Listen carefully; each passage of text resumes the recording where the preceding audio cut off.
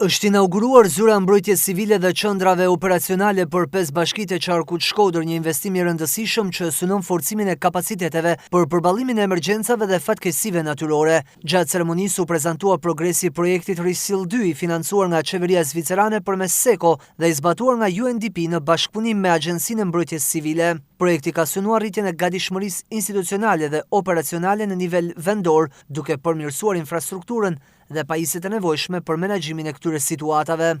Koha tashmë na ka sfidu me ndryshimet klimatike, me ndryshimet në formën me cilën përballemi me emergjenca civile. Tashmë janë shumë më komplekse. Ky projekt përfaqëson një hap shumë të rëndësishëm që ne të krijojmë atë përgjigjen e duhur me të njëjtën dinamik ndaj këtyre ndryshimeve me cilat ne përballemi çdo vit e më shumë. Kjo qendër përfaqëson sot një hap konkret drejt forcimit të kapaciteteve tona të parandalimit, menaxhimit dhe përballimit të emergjencave civile, duke rritur sigurinë dhe mbrojtjen e jetës së qytetarëve tonë. Në një kohë kur sfidat nga fatkeqësitë natyrore dhe emergjencat janë gjithnjë më të pranishme, investimet e tilla janë jetike për të garantuar reagim të shpejtë, koordinim efikas dhe mbështetje të menjëhershme për komunitetin. Kjo do të jetë qendra juaj operacionale, le të themi syri juaj në qendër të stuhisë në rast se ndodh një ngjarje apo krizë. Edhe ne në qeverinë zvicerane her pas here duhet të përgatitemi dhe të ushtrohemi për situata krize. Ne zhvillojmë ushtrime për menaxhimin e krizave dhe një nga gjërat që na thuhet gjithmonë është se kur ndodh një krizë duhet të jesh i përgatitur për të papriturën. Asnjëherë nuk e di saktësisht se me çfarë do të përballesh në atë situatë specifike. Siç e përmendet edhe ju, këtu përballeni me një territor të larmishëm dhe kjo do të thotë se përballeni edhe me kriza të ndryshme. Në këtë kuptim gjithmonë do të ketë elemente të paparashikuara në rast krizash, por ajo që ju ndihmon të reagoni dhe të përballeni në momente të tilla janë struktura si kjo, procedurat që janë vendosur, pajisjet që keni në dispozicion dhe mjetet e gatshme për të reaguar dhe për të përgatitur për ngjarje të tilla. Dhe në këtë kuptim, më vjen mirë të dëgjoj se pajisjet dhe kjo sallë kanë, le të themi, një funksion të dyfisht. Nga njëra anë, sigurisht në moment krize shërben si qendra juaj e operacioneve, por gjithashtu, gjatë përgatitjeve dhe në kohë me të qeta pasore,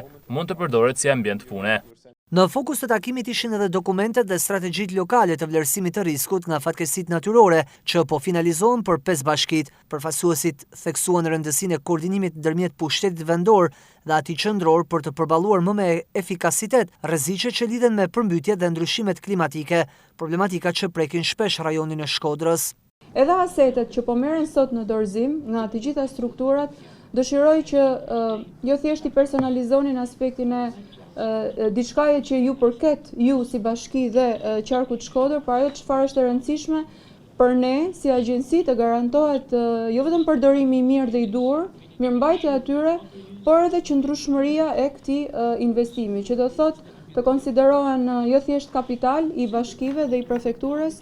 por të konsiderohet një pasuri e cila garanton atë reagimin e mirë dhe garanton vazhdimsinë e këtyre themeleve që ne kemi ngritur për gjatë këtyre viteve. Ne do ta quajmë emergjencë civile edhe një segment rrugor që duhet bërë, që të lidhë familjet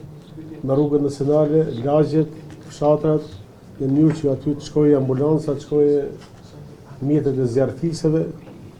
dhe komunikimi të jetë nuk ka luks, sepse këtë problematik kena has në bashkinë e Bukës, që njerëzit për me shku smurin në spital dhe me esë edhe një orë me barela në kam, që unë do da, unë kam thënë ma përpara, që ne do të kena të prekshëm aty kur të hartojmë planin